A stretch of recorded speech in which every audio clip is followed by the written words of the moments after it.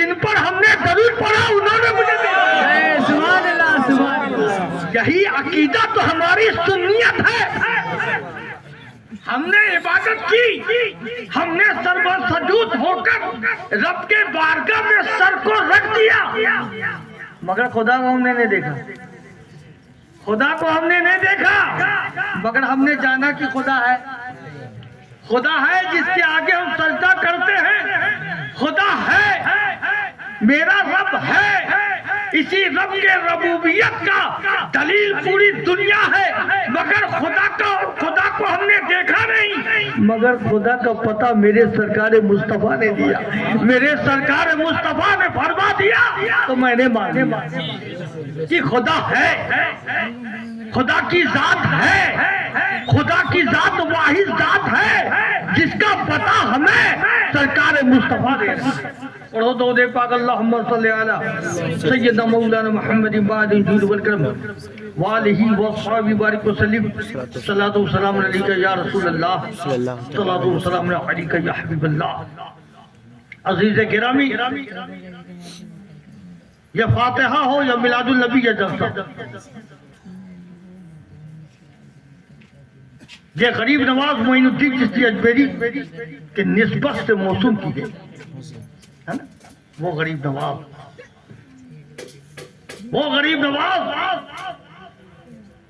جن کے دست پاک میں ہندوستان کا باغ دور, وہ غریب نواز جن کی ولایت خطے میں پورا ہندوستان, وہ غریب نواز عطائے رسول, وہ غریب نواز آل رسول, وہ غریب نواز جن کی بارگاہ میں حاضری دو تو باب مراد ہو جاؤ. غریب نواز, علماء بیٹھے ہیں, غریب نواز کا معنی کیا ہوتا ہے؟ غریب کو نوازنے والا, جو جائے اسے نواز دے, ہے نا. غریب نواز کا مطلب ہوتا ہے غریب کو نوازنے والا.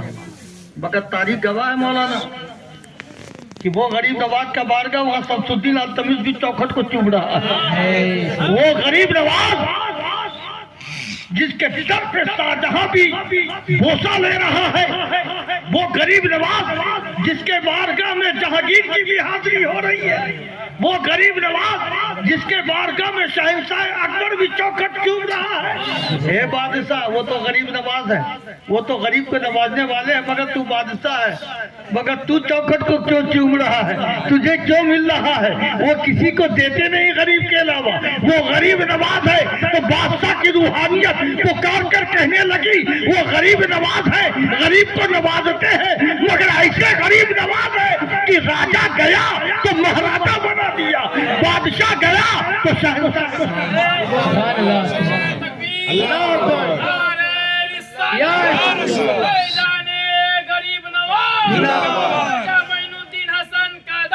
نہیں چھوڑیں گے. اب دیکھو پیر غریب نواز, مرید بھی کیسا ہو. بادشاہ یمن مرید ہونے کے لیے بارگاہ غریب نواز میں آیا, خدام سے ملاقات کی. خدام کو کہا کہ غریب نواز کہاں ہے؟ کہا کہ حجرے میں. وہیں حجرے کے قریب چلے جاؤ, غریب نواز تمہیں بلا لیں گے. جب حجرے کے نزدیک پہنچے, دیکھا کہ حجرہ میں کوئی انسان ہی نہیں ہے, صرف روشنی روشنی. ایسی روشنی جو آنکھ چوندھیا جائے, آنکھ کی روشنی اس میں کام نہ کرے. ایسی تجلیات جو بنی نوع انسان کے ہر انسان کے آنکھوں کی روشنی پہ غالب ہو جائے. کھڑے ہیں بادشاہ یمن, پھر واپس آئے, خدام سے پوچھا کہ وہاں تو صرف روشنی ہی روشنی ہے. اے بابو سنو 10 منٹ بولوں گا, غور سے سنو. بولنے سے ہوتا ہے کہ مزاج جو ہے وہ الگ ہو جاتا ہے. کہا غریب نواز کہ حجرے میں کوئی نہیں, صرف روشنی ہی روشنی ہے. خدام نے کہا کہ وہ روشنی نہیں, وہ تجلیات الہی کا نزول ہے. اے بادشاہ यमन वहाँ चले जाओ, तुम्हें गरीब नवाज खुदे बुला लेंगे।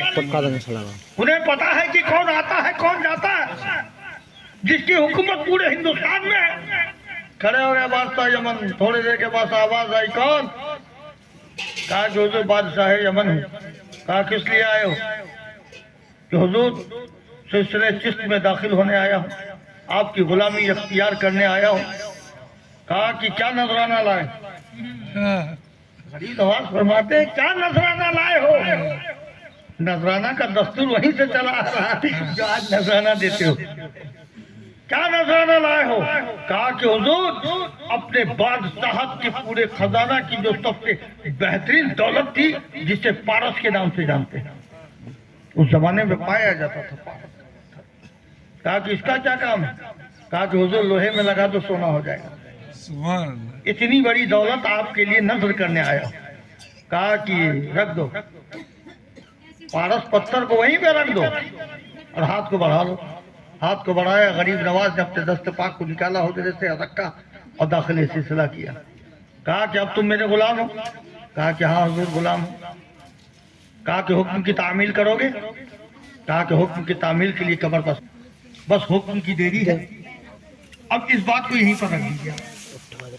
अब आगे बढ़िए कि गरीब नवाज अपने दाम से ये फरमाया करते थे कि दिन भर मेरे करीब रहो और कब्ल मगरिब यानी मगरिब की नमाज से पहले हमारे हुजरे के नजदीक से दूर चले जाओ, वरना तजल्लियात इलाही का इस कदर नुज़ूल होता है कि तुम्हारे वजूद का खात्मा हो जाएगा।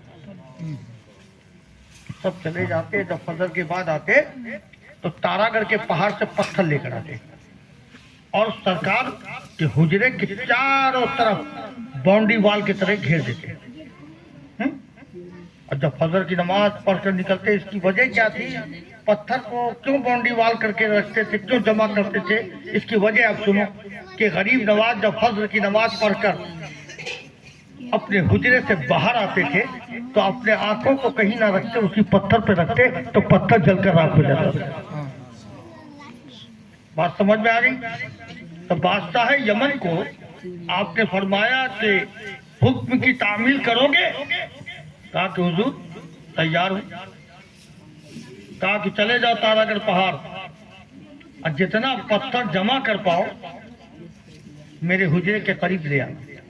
चले गए बादशाह पत्थर जमा करने के लिए तारागढ़। दिन भर गुजरने के बाद वापस आए शाम में, सरकार गरीब नवाज मुइनुद्दीन चिश्ती अजमेरी फरमाते हैं, बादशाह यमन कितना पत्थर लाया? कहा कि हुजूर एक भी नहीं। कहा कि फिर ये हुक्म की तामील क्या कि तुमने एक भी पत्थर न लाया? कहा कि हुक्म की तामील करूंगा। कहा कि हुजूर बड़े राजो नियाज की बात है, इसलिए एक पत्थर न ला सका।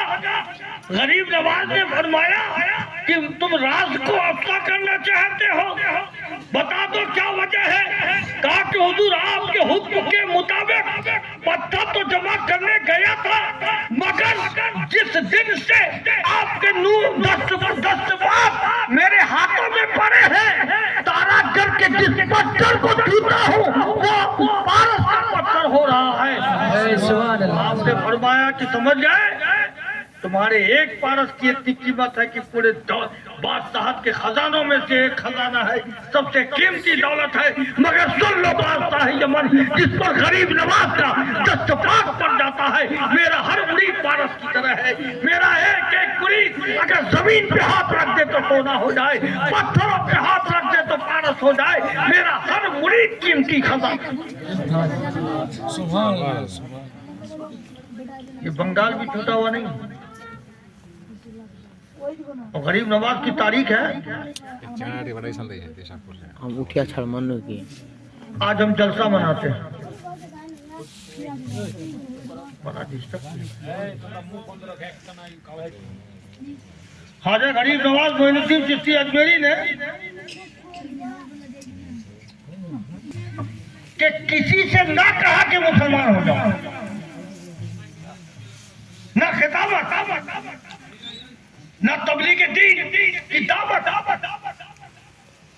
ना कलमा की दावत, اسلام کی دعوت غریب نواز نے کسی سے نہیں کہا کہ کلمہ پڑھ لو مسلمان ہو جاؤ، اسلام میں داخل ہو جاؤ، بلکہ وہ مادے خدا اجمیر کی دھرتی میں مصلی میں بیٹھ کر عبادت الہی میں اس قدر مشغول ہوا کہ جس کی نظر پڑی خود بخود کلمہ پڑھنے لگ گیا، غریب نواز کے قدم پر گر پڑا، داخل اسلام ہو گیا، اور سلسلہ چلتا رہا حتیٰ کہ 90 لاکھ غیر قوم غریب نواز کے ہاتھ میں مسلمان ہوئے۔ سلسلہ چلتا رہا، خواجہ قطب الدین بختیار کاکی کو نوازا، انہوں نے دہلی کو رنگ دیا، حضرت بابا گنج شکر کو عطا کیا تو پاک پٹن کو عطا کر دیا۔ جب نظر پڑی صابر پاک پر تو آج بھی ان کا جلال مشہور ہے کہ اس وقت روئے زمین پر جب صابر پاک پر کیفیت طاری ہوئی تھی تو روئے زمین کے ہر اولیاء کو حکم ہوا تھا کہ صابر پاک کا دیدار کرو، اور جو دیدار کرنے میں تاخیر ہو رہی تھی تو ولایت جا رہی تھی۔ جب محبوب الہی کو نوازا تو دہلی میں اسلام کا پرچم لہرتا نظر آیا۔ جب غریب نواز کی نظر اس بنگال پر پڑی کہ جہاں گھنٹہ بج رہا ہو، اسلام کا نام و نشان نہ ہو، اسلام کا بول والا نہ ہو، قرآن کی تعلیم نہ ہو، تو غریب نواز کی نظر اٹھی تو حضرت مخدوم مکی سراج الدین آئین ہند کو آپ کے علاقے میں بھیج کر اسلام کو بلند کر دیا۔ ان بزرگوں کا جو صدقہ ہے ہم اسے فراموش نہیں کرتے، یہ بزرگوں کا جو فیضان ہے ہم اسے بھلا نہیں سکتے۔ صرف یہاں تک محدود نہیں کہ حضرت مخدوم مکی سراج الدین آئے اور اسلام کو پھیلائے، یہاں تک نہیں، بلکہ آج بھی ان کے دربار سے بھیکیوں کو بھیک ملے، جاتے ہیں نا، ہزاروں لوگ کی حاضری ہوتی ہے، کوئی منت مانگنے جاتا ہے اور کوئی منت ادا کرنے جاتا ہے، دو طرح کے لوگ جاتے ہیں حضرت مخدوم مکی سراج الدین آئین ہند کی بارگاہ میں، ایک منت ادا کرنے جاتا ہے اور ایک منت مانگنے جاتا ہے۔ مرادیں پوری ہوتی ہے تبھی تو اتنے لوگوں کی حاضری ہوتی ہے نا، تبھی تو اتنے لوگوں کی حاضری ہوتی ہے، جب جاتے ہیں تب دیتے ہیں۔ اچھا ایک بات یہ بتاؤ کہ عرس میں لاکھوں لوگوں کی بھیڑ ہوتی ہے نا؟ لاکھوں لوگوں کی بھیڑ۔ اب یہ کیا مانگ رہے ہیں مجھے پتا نہیں، یہ کیا مانگ رہے ہیں انہیں پتا نہیں ہے نا، مگر لوگ کہتے ہیں کہ مزار اقدس میں سوئے ہوئے، سونے والا تو سب کی دل کو حال کو جان رہا ہے، چلنے والا دل کے حال کو نہیں جانتا۔ فرق دیکھو کتنا بڑا فرق ہے کہ لاکھوں لوگ جاتے ہیں، حضرت مخدوم مکی سراج الدین آئین ہند وہ جانتے ہیں کہ کس کی کیا مراد ہے، کس کی کیا پریشانیاں ہیں۔ آپ زندگی بھر ایک دعا مانگتے رہو، یہ رب کی مرضی ہے، ہو تو قبول ہو، نہ ہو تو قبول نہ ہو۔ اب وہ رب کے کیسے بندہ ہے کہ لاکھوں کی مرادیں ایک رات میں پوری ہوتی، لاکھوں کی مرادیں ایک رات میں پوری ہوتی ہے نا، ایک رات میں۔ اور وہ ایسا بارگاہ ہے جہاں سب سنی نہیں جاتے ہیں، سنی تو جاتے ہی ان کا عقیدہ ہے، مگر جب دیوبندی پر بھی مصیبت کی پہاڑ ٹوٹتی ہے تو وہ بھی جانے کو مجبور ہو جاتا ہے نا، ہم مشہور ہو کر جاتے ہیں، وہ مجبور ہو کر جاتا ہے، فرق اتنا ہے مگر جاتا ہے۔ اور وہ تو بہت بڑی بات ہے، حضرت مخدوم مکی سراج الدین آئین ہند کی تو بہت بڑی بات ہے۔ ہم لوگوں کے پاس جب مصیبت پڑتی ہے کتنے دیوبند، کتنے غیر مقلد آتے ہیں، تو وہاں پر ہمیں اخلاق کی ضرورت ہے۔ اسلام اخلاق سے پھیلا ہے، اور جب اس کا کام انجام پاتا ہے تو نہیں مان کر بھی मानने को तैयार हो जाता है, मानने को तैयार हो जाता है। और मैं एक बात बराबर कहता हूँ कि हमें अफसोस इस बात का, जिसके अंदर ईमान नहीं, क्या उसकी नमाज कबूल होगी, क्या उसके रोजे कबूल होंगे? मगर जिसके अंदर ईमान नहीं, वो नमाज पर नमाज पढ़े जा रहा है, शहर से डगर, एक गांव से दूसरे गांव, और ऐसे नहीं जाता है, साथ में बिठावन भी है, बधना भी रहता है ना, और पूरा एकदम किए हुआ, हाँ, पूरा बटालियन जो है उसका एकदम अपने मिशन पे लगा रहता है। और हमें अफसोस इस बात की है, जिस गांव सुन्नी गांव में चले जाओ, खास के गांव के हाथ में इमाम साहब है, इमाम साहब के पीछे 5 आदमी नमाज, सारे लोग हैं। तो अफसोस तो है कि जिसके अंदर ईमान है वही नमाज नहीं पढ़ता, जिसकी नमाज कबूल है वही नमाज नहीं पढ़ रहा, जिसकी इबादत कबूल है वही इबादत से भागे जा रहा है ना।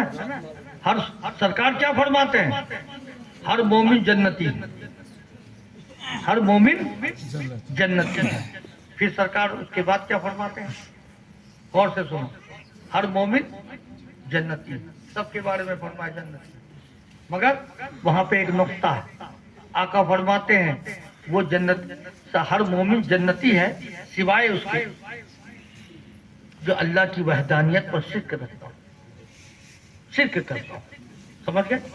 और सरकार फरमाते हैं कि हर मोमिन जन्नती है सिवाय उसके जो माँ बाप का नाफरमान, जो माँ बाप का नाफरमान। इसलिए माँ बाप की नाफरमानी से बचो, बाप के रजा में, माँ की खुशनुदी में अल्लाह के रसूल की खुशनुदी है और रब की रजा है ना। बाप अगर दुआ कर दे बेटा के हक में तो वो दुआ जल्द कबूल होती है, समझे। और एक रवायत में मैंने देखा कि जब माँ को तकलीफ होती है, जब तंग आकर बेटा के लिए दुआ करती, बद्दुआ करती है, तो वो बद्दुआ ऐसी जाती है आसमान में कि बादल भी उस बद्दुआ से पनाह मांगता है, बादल भी हट जाता है कि किसी माँ की बद्दुआ जा रही। अब देखो फजीलत बेटे के भी, वो कैसे बता, बाप दुआ कर दे दुनिया में तो दुआ कबूल होती है और कामयाब हो जाता है बेटा। जब बाप इंतकाल कर जाए, जब बाप इंतकाल कर जाए, कि रवायत में है कि अगर बेटा कब्र पे खड़ा होकर सूरह यासीन पढ़कर दुआए मग़फ़िरत कर दे तो अल्लाह तबारक तआला उसके बाप को बख्श देता है, वहाँ बरकत हो जाता है मरने के बाद। ये दुनिया में बाप की दुआ बेटा के लिए कबूल होती है और मरने के बाद बेटा की दुआ बाप के हक में कबूल होती है। इसलिए सूरह यासीन बेटा कब पढ़ेगा, जब बेटा को कुरान पढ़ाओगे तभी तो। बोलो कब तक हाफिज साहब और मौलाना साहब के भरोसे में रहोगे। मैं ये नहीं कहता हूँ कॉलेज में मत पढ़ो, स्कूल में पढ़ो, कॉलेज में पढ़ो, बीए करो, एमए करो, पीएचडी करो, सब कुछ करो, मगर इन पढ़ाइयों के साथ साथ कुरान की तालीम जरूर हासिल करो, है ना। उस घर में जब जाता हूँ फातिहा के लिए, जब अंदर से खबर भेजी जाती है कि फला शख्स के ये साले सवाब के लिए जो आप आए हैं उसकी बेटी ने 3 खत्म कुरान पढ़ा, बड़ी खुशी होती है। बेटी को कुरान पढ़ाया तभी तो 3 खत्म करती है, ये साले सवाब के लिए। बेटा को कुरान की तालीम दिया तभी तो बेटा कब्र पे खड़ा होकर सूरह यासीन पढ़ेगा। तो इसलिए हर इल्म के साथ साथ कुरान की तालीम जरूरी है। एक वाकया मेरे सामने से गुजरा और कि एक लड़की कुरान लैंप जलाकर कुरान की तलावत कर रही, ठीक है। समझ के बाद लाइट आया, वो कुरान को खुले छोड़ दी और टीवी में जाके बैठ गई, कुरान को बंद भी ना किया, कुरान की तलावत कर रही थी। کسی دوسرے اوسطی کے سارے جب لائن آیا تو قرآن کو کھلا چھوڑتی اور چلی جاتی ٹی وی پہ بیٹھ گئی. اسی آسنے میں ایک کیڑا اس کے ہاتھ میں پڑا اور اتنا لہر پیدا ہوئی کہ بہار کے مدھے پورہ ڈسٹرکٹ کا معاملہ. اور ڈاکٹر کیا؟ ڈاکٹر نے جواب دیا کہ اسے پٹا نہیں. گاڑی ریزرو کیا, پٹنہ کے لیے روانہ ہوا اور راستے میں اس لڑکی کی موت ہوئی. غور سے سنو, ایک ہی بیٹی تھی, واپس لایا, جب دفن کیا تو باپ خود اترا قبر پہ, سمجھ خود مٹی اٹھی دے دیا. مٹی دینے کے بعد رات میں ایک بات یاد آئی کہ کوئی ضروری کاغذات ڈاکومنٹس تھا جو میرے پاکٹ سے اس قبر میں گرا اور بہت ضروری تھا. اب کیا کروں؟ مٹی تو دے چکا ہوں. سویرے جو ہے مفتی کے پاس پہنچا, کہا کہ مفتی صاحب ایسی سی بات ہے, بہت ضروری ڈاکومنٹس تھا, وہ قبر میں گر گیا, اب میں کیا کروں؟ کہا کہ 3 دن وقت ہے, تم مٹی ہٹا سکتے ہو. دیکھیے اللہ کو دیکھا, مٹی تم ہٹا سکتے ہو اور وہ ضروری کاغذ کو اٹھا لو. تو باپ جاتا ہے, قبر کی مٹی کو ہٹایا, بانس کو ہٹایا, دیکھتا کیا ہے کہ اس کی بیٹی کے دونوں آنکھ میں بڑا ایسا چاقو گڑا ہوا. باپ کی محبت, بیٹی کی ممتا, چاہا کہ چاقو کو آنکھ سے نکال دی جائے. جو ہی چاقو میں ہاتھ رکھا, اتنا کرنٹ لگا کہ وہ ہاتھ ہی اس کا برباد ہو گیا. دیکھیے دنیا کو دیکھا, وہ ہاتھ اب تک ویسا ہی, مدھے پورہ ڈسٹرکٹ کا معاملہ. اور پھر واپس آیا, کاغذ بھی لیا, ہاتھ کو برباد کر چکا تھا, اور اس کے بعد مٹی دے کر واپس آیا تو دنیا کو یہ درس مل رہی ہے کہ ٹی وی میں گندے چیزوں کو دیکھنے کا عذاب ہے. یہ دکھایا گیا, اس سے گندے چیزوں سے بچو اور یہ پیغام لے کر جاؤ کہ آج سے ہم نماز کے پابند ہو جائیں. نماز بیس, نماز دین کا کھمبا ہے, نماز دین کا ستون ہے, نماز اللہ کے رسول کی آنکھوں کی ٹھنڈک ہے, نماز مومن کی پہچان ہے, اور کل قیامت کے دن سب سے پہلے نماز کی پوچھو ہے نا. اب ابلیسی نماز کی پوچھو, مومن کے نماز کی پوچھو, جس کی نماز کاؤنٹنگ میں لیا جا رہا ہو, جس کے نماز میں سرکار مصطفیٰ کی محبت ہے, جس کے نماز میں رسول پاک کی محبت ہے, جس کے ایمان میں رسول پاک جگمگا رہے ہیں, وہی تو ایمان والا ہے, اسی کے نماز کی پوچھو. تو اس لیے بچوں کو قرآن کی تعلیم دلاؤ, بیٹیوں کو قرآن کی تعلیم دلاؤ, خود بھی. اب دعا ہوگی, آپ لوگ رک جائیے, دعا کرنے کے بعد جائیے, 2 منٹ کا معاملات ہے, صلاۃ و سلام چھوڑ کر مت جائیے. تو آج آپ نے پروگرام کیا, غریب نواز دیکھ رہے ہیں, غریب نواز دیکھ رہے ہیں, اور انشاءاللہ غریب نواز کی نگاہ کرم ہوگی. وہ آپ کی محبت, آپ کے جذبہ عقیدت کو وہ دیکھ رہے ہیں. انشاءاللہ ان کا کرم ہوگا, ان کا فیضان جاری ہوگا.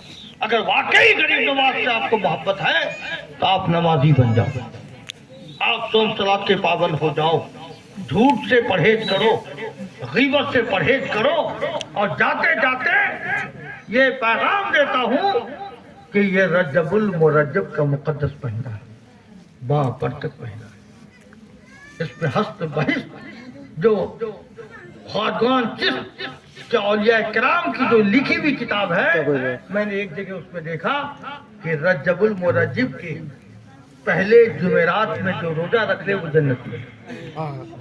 وہ تو گزر گیا نوتن.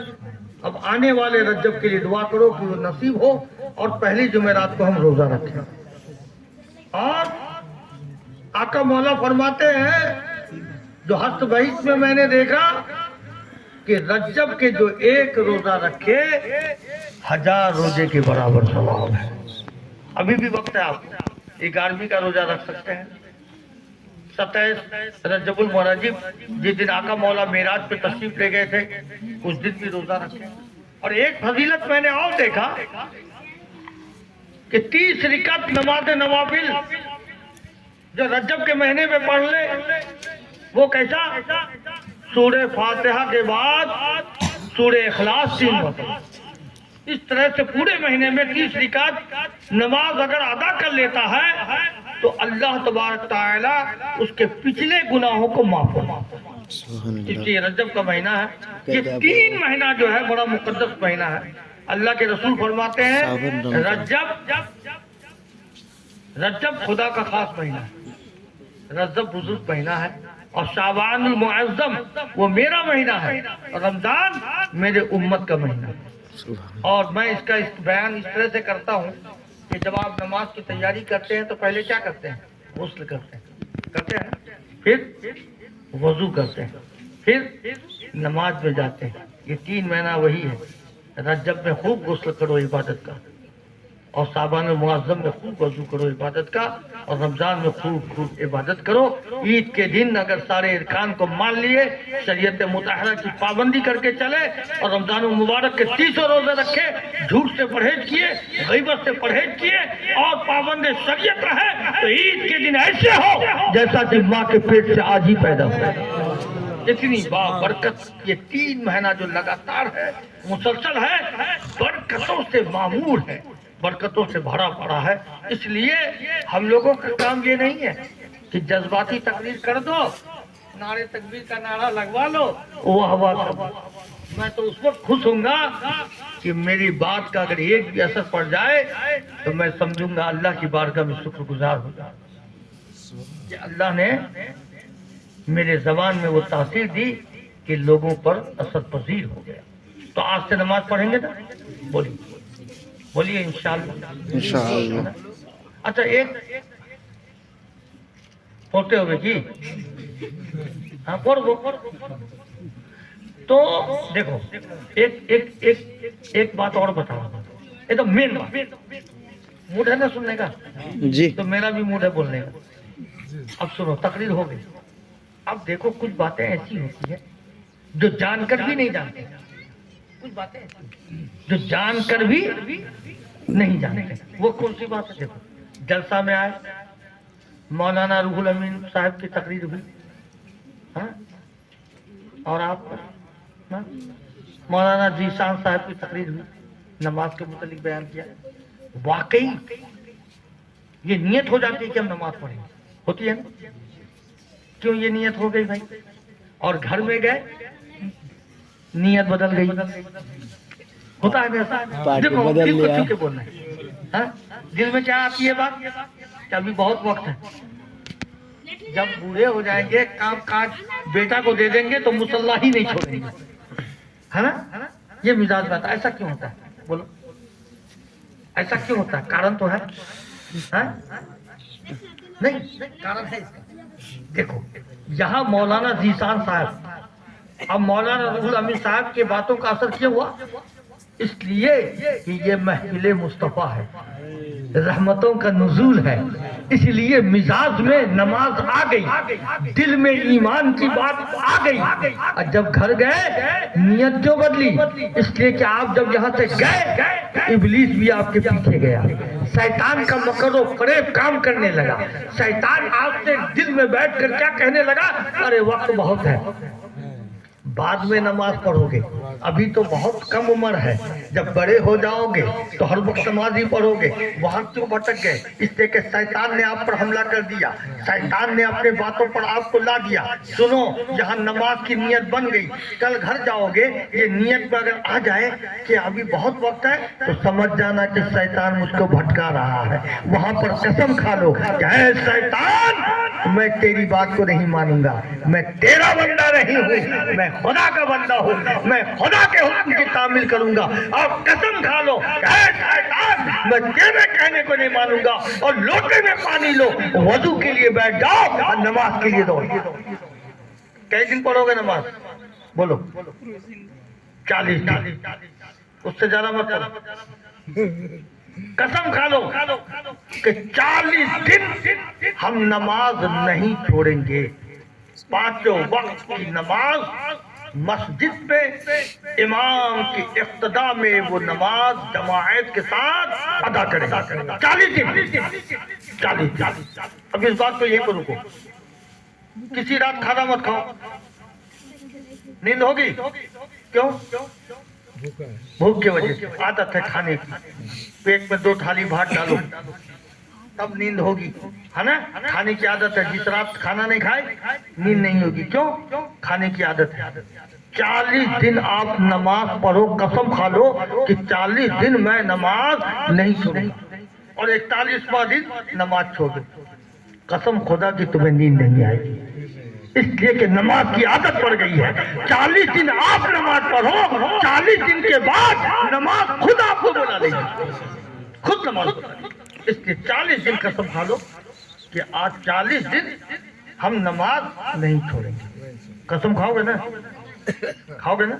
قسم کھا لو، ضد بنا لو، اللہ سے وعدہ کر لو کہ اللہ جو غلطیاں ہوئی اب وہ غلطیاں ہونے والی نہیں ہیں، اب میں نماز کا پابند ہوتا ہوں۔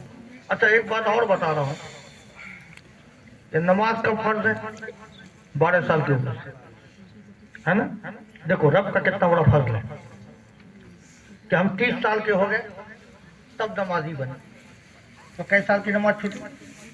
18 سال۔ 18 سال کی نماز چھوٹ گئی تو اس کو ہم پورا کیسے کریں؟ تو اسے کہتے ہیں قضائے عمری، ہے نا؟ تو ہم نے نیت کیا ایک وقت میں ادا مت کرو،